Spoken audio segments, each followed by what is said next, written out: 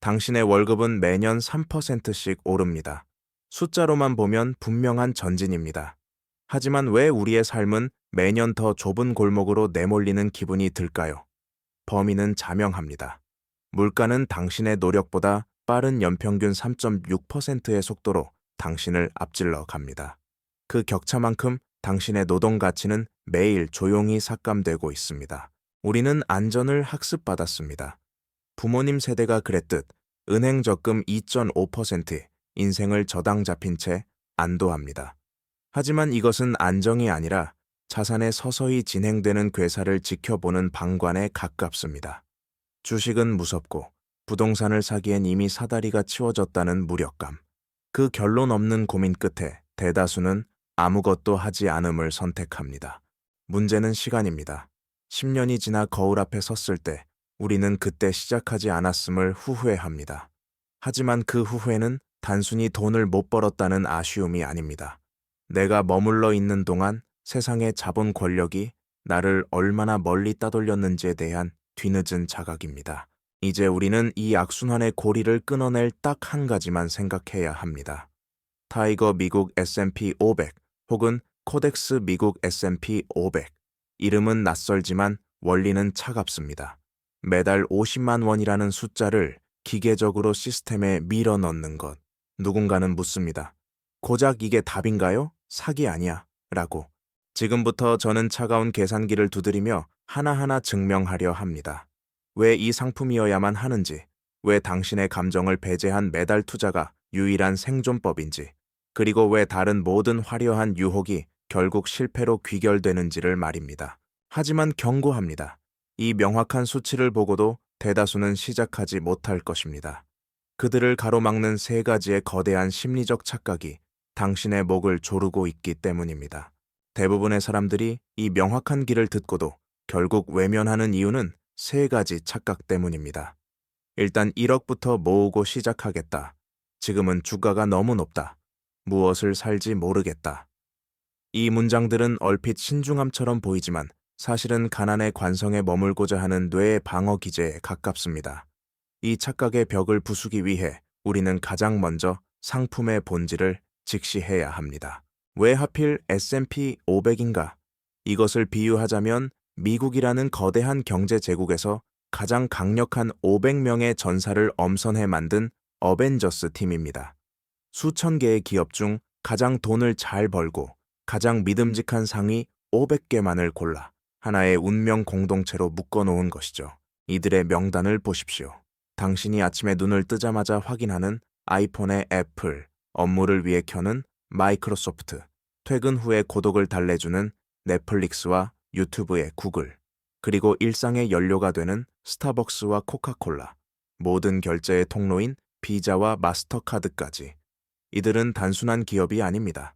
이미 당신의 일상을 완벽하게 지배하고 당신의 시간과 돈을 합법적으로 징수하는 현대판 영주들입니다.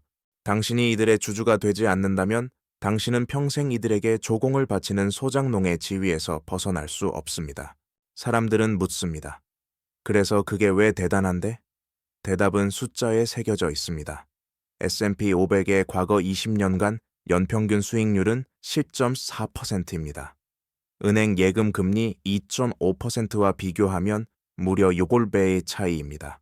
20년 전 당신이 1억 원을 은행에 넣었다면 지금 1억 8천만 원이 되어 있겠지만 같은 돈을 S&P 500이라는 시스템에 맡겼다면 그 돈은 약 7억 원으로 불어나 있었을 것입니다. 5억 2천만 원. 이것은 단순한 숫자가 아닙니다. 누군가에게는 서울 외곽 아파트 한 채의 증발이며 누군가에게는 평생의 노동에서 해방될 수 있었던 기회의 상실입니다. 하지만 이 거대한 격차 뒤에는 우리가 아직 깨닫지 못한 더 잔인한 원리가 숨겨져 있습니다. 타이거냐, 코덱스냐. 이름의 차이는 중요하지 않습니다. 그것은 마치 똑같은 최고급 원두를 스타벅스에서 마시느냐, 투썸플레이스에서 마시느냐의 차이일 뿐입니다. 타이거는 미래의 셋, 코덱스는 삼성자산운용이라는 브랜드가 붙었을 뿐 그 본질인 S&P 500 지수는 변하지 않습니다. 운용 수수료의 미세한 차이는 당신의 인생을 바꾸지 못합니다. 정작 주목해야 할 것은 가격입니다. 단돈 2만 원에서 3만 원 사이. 오늘 밤 당신이 무심코 주문할 치킨 한 마리 값으로 미국 최고의 기업 500개의 주주가 될 수 있다는 사실입니다. 누군가는 이 작은 돈으로 자본의 영토를 넓혀갈 때, 누군가는 그저 소비의 끝에서 허탈함을 느낍니다. 금액에 대한 강박도 버려야 합니다. 50만 원은 하나의 예시일 뿐입니다. 당신의 상황에 따라 30만 원이 될 수도 100만 원이 될 수도 있습니다. 하지만 우리가 직시해야 할 냉혹한 진실은 나이라는 변수입니다. 20대에 시작한다면 한 달 치킨 12마리, 값인 50만 원으로 30년 후 11억 원을 손에 쥐겠지만 40대에 시작한다면 매일 치킨을 한 마리씩 포기해야 하는 450만 원을 쏟아부어야 겨우 10억 원이라는 고지에 닿을 수 있습니다. 빨리 시작할수록 적은 돈으로 더 큰 성벽을 쌓을 수 있습니다. 이것은 권고가 아니라 수학적 형벌에 가깝습니다. 늦게 깨달은 대가는 오로지 당신의 노후가 짊어져야 할 짐으로 돌아오기 때문입니다. 그래도 50만 원은 부담스럽다 고 말하는 당신에게 묻고 싶습니다. 10만 원조차 시작하지 못하는 그 망설임이 정말 돈이 없어서인지 아니면 미래의 당신을 방치하고 있는 것인지 말입니다. 그런데 여기서 기이한 현상이 발생합니다. 1억 원이라는 목돈을 한 번에 넣은 사람보다 매달 50만 원씩 쪼개서 넣은 사람이 결국 더 큰 부를 거머쥐는 역설입니다. 더 많은 원금을 투입하고도 더 가난해지는 이 기묘한 계산법의 비밀은 무엇일까요? 데이터는 우리에게 기묘한 진실을 말해줍니다. 10년간 악착같이 돈을 모아 1억 원을 만든 뒤 35세 한 번에 투자한 A씨와 25부터 매달 50만 원씩 기계적으로 넣은 B씨의 30년 후는 완전히 다릅니다. 원금의 액수보다 더 잔인한 것은 그 자본이 시장에 머문 시간의 길이입니다. 결과적으로 B씨의 계좌에는 A씨보다 수억 원이 더 찍히게 됩니다. 이것은 단순한 행운이 아니라 자본이 노동을 비웃는 방식, 바로 복리의 마법입니다. 눈덩이를 상상해 보십시오. 처음에는 주먹만 한 눈덩이를 만드는 것조차 고통스럽습니다. 하지만 어느 임계점을 넘겨 굴리기 시작하면 눈덩이는 더 이상 당신의 힘이 아닌 자신의 무게로 주변의 눈을 집어삼키며 거대해집니다. 1년째 붙는 10%의 수익은 고작 60만 원에 불과해 보입니다. 하지만 20년 차 눈덩이가 2억 원을 넘어서는 순간 한 해에 붙는 수익만 2천만 원에 달합니다. 당신이 1년 동안 땀 흘려 넣는 원금 600만 원보다 자본 스스로가 허공에서 만들어내는 돈이 3배를 넘어서는 순간입니다. 30년 차가 되면 매년 벌어들이는 수익은 억 단위로 치솟습니다. 시간이 돈을 버는 이 냉혹한 시스템 안에서 노동은 그저 눈덩이를 굴리기 위한 초기 동력에 불과해집니다. 하지만 사람들은 여전히 망설입니다. 지금 미국 주식이 너무 고점인 것 같은데 조금 떨어지면 시작하는 게 낫지 않을까? 이 신중해 보이는 질문은 사실 가장 치명적인 도박입니다. 7년 전에도 10년 전에도 사람들은 고점을 말하며 발을 뺐습니다. 그러나 돌아보면 그때가 늘 최저점이었습니다. 그리고 적립식 투자자에게 주가의 높낮이는 오히려 기회가 됩니다. 주가가 떨어질 때 당신의 시스템이 무엇을 하는지 알게 된다면 당신은 폭락장에서도 미소를 짓게 될 것입니다. 당신이 차트를 보며 밤잠을 설치는 이유는 스스로의 판단력을 믿기 때문입니다. 하지만 시장은 당신의 그 지성체로서의 믿음을 배신하는데 아주 능숙합니다. 그래서 우리는 감정을 거세한 자동 최적화 시스템에 나를 맡겨야 합니다. 전문 용어로는 DCA Dollar Cost Averaging, 즉 적립식 투자라고 부르는 이 방식은 주가가 높든 낮든 상관하지 않습니다. 오히려 변동성이 클수록 당신에게 유리한 국면을 만들어냅니다. 이해를 돕기 위해 일상의 언어로 설명해 보겠습니다. 매달 10만 원어치의 카페 라떼를 산다고 가정합시다. 1월에 라떼 한 잔이 5,000원일 때 당신은 20잔을 삽니다. 2월에 경기가 나빠져 카페에서 반값 세일을 단행합니다. 한 잔에 2,500원. 대다수의 사람들은 라떼 가치가 떨어졌다며 불안해하지만 시스템은 기계적으로 40잔을 사들입니다. 3월에 경기가 회복되어 4,000원이 되면 25잔을 삽니다. 석 달 후 당신의 평균 매수가는 시장 가격보다 낮은 3,529원이 됩니다. 만약 당신이 언제가 제일 쌀까를 고민하며 1월부터 기회를 엿보다가 3월에 30만 원을 한 번에 썼다면 당신은 2월에 그 엄청난 세일 기회를 완전히 놓친 채 더 비싼 가격에 라떼를 샀을 것입니다. 주식도 이와 같습니다. 폭락장에서 대중이 공포에 질려 손절이라는 이름의 항복을 선언할 때 적립식 투자자는 무표정한 얼굴로 평소보다 2배의 주식을 쓸어 담습니다. 이것이 적립식 투자가 가진 첫 번째 무기, 즉 인간의 공포를 수익으로 치환하는 능력입니다. 전설적인 투자자 워런 버핏은 이 진리를 증명하기 위해 10년이라는 시간을 걸고 내기를 했습니다. 월스트리트의 네로라 하는 헤지펀드 매니저들, 하버드와 MBA를 나온 그 똑똑한 전문가들이 온갖 뉴스나 차트를 분석하며 타이밍을 맞출 때 버핏은 그저 S&P 500 지수 하나에만 묻어두고 가만히 있었습니다.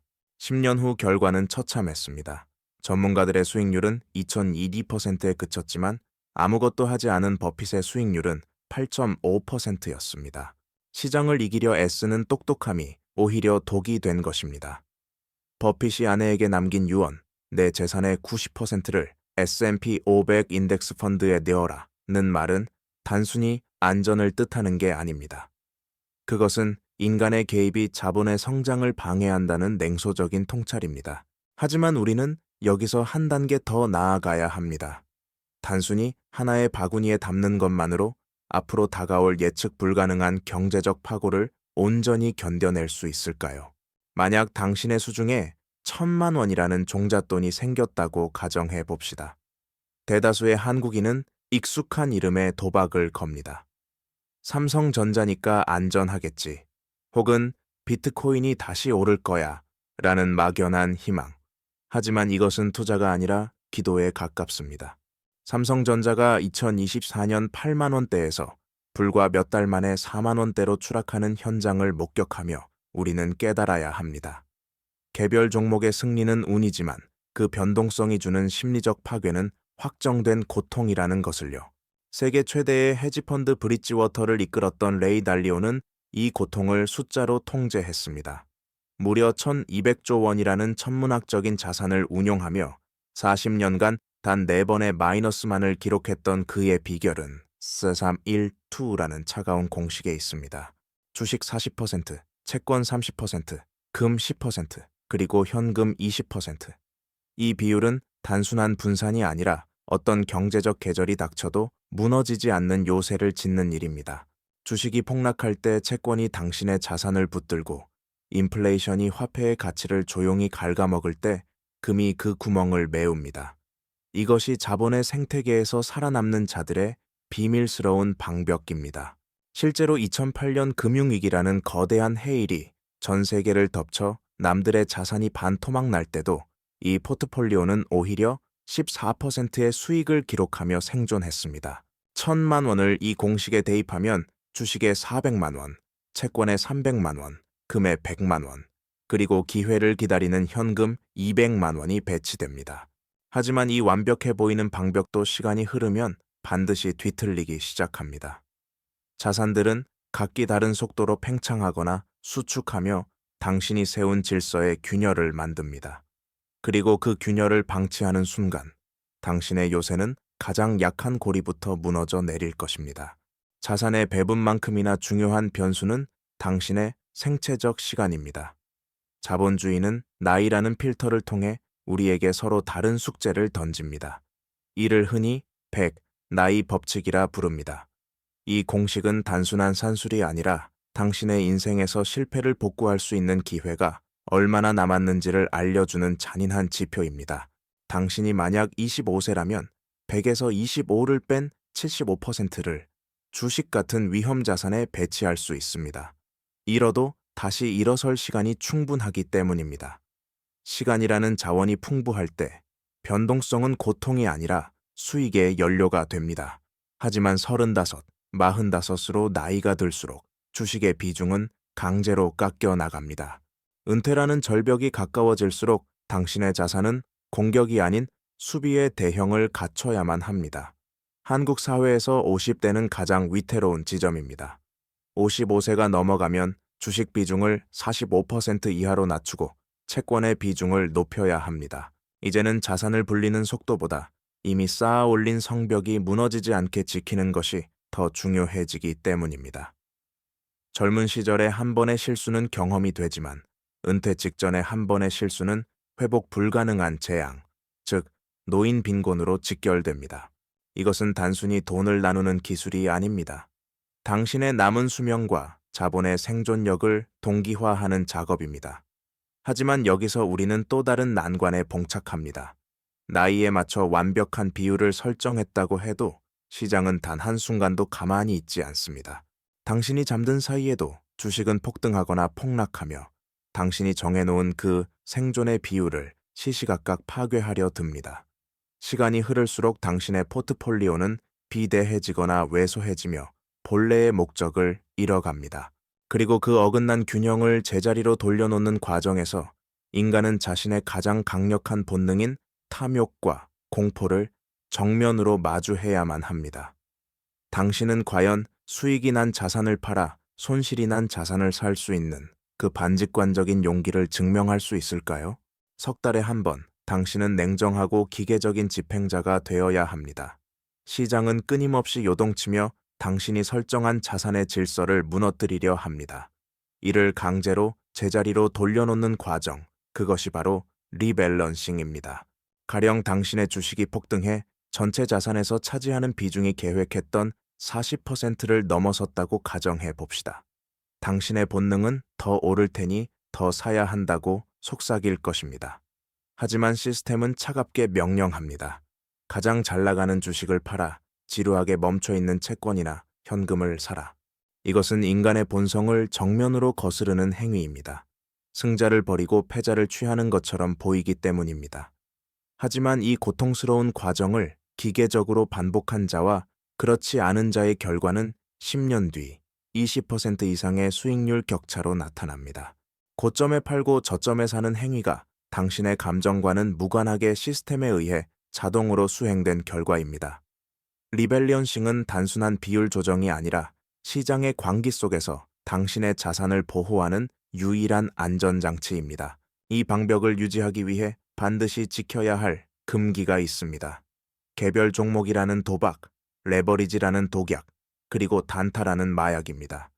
삼성전자가 아무리 영원할 것 같아도 레버리지가 아무리 빠른 부를 약속해도 그것들은 당신이 구축한 자산의 평형을 안에서부터 붕괴시키는 바이러스입니다. 시스템은 당신의 화려한 투자 기법이 아니라 당신의 무미건조한 인내심을 요구합니다.